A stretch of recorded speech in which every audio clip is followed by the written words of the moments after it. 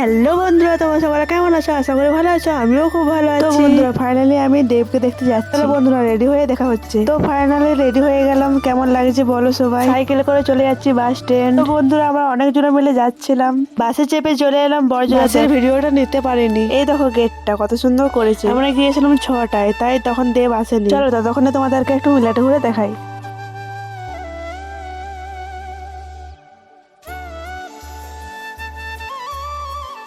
7:30 বাজে, তখনও দেব আসেনি। তাই আমরা একটু বই মেলাটাও ঘুরে নিলাম। চলো তোমাদেরকে দেখাই।